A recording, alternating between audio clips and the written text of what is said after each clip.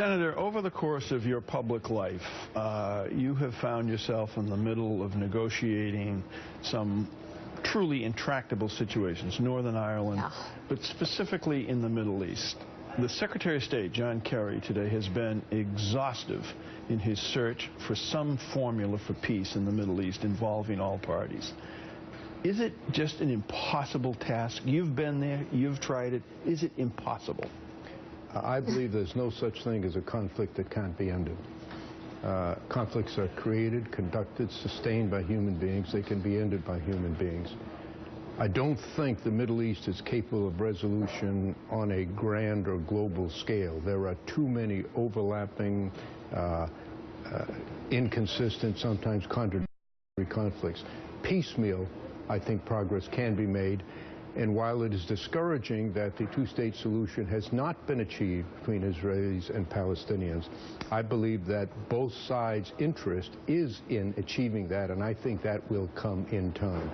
And once that happens, I think you'll see some other actions occur in the Middle East. For example, right now, Israel and Saudi Arabia have a deep common interest in concern about and opposition to Iran, and particularly Iran getting a nuclear weapon.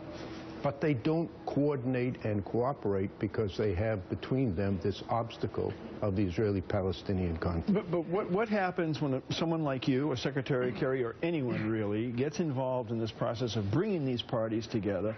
Once you introduce a set of facts that might bring them together, you're either labeled pro-Palestinian or anti-Israel.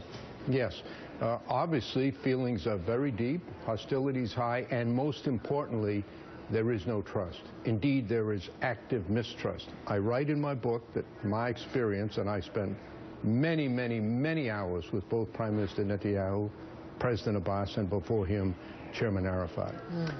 I think that Netanyahu does not believe that President Abbas has the political strength and the personal strength to get through and gain implementation of an agreement.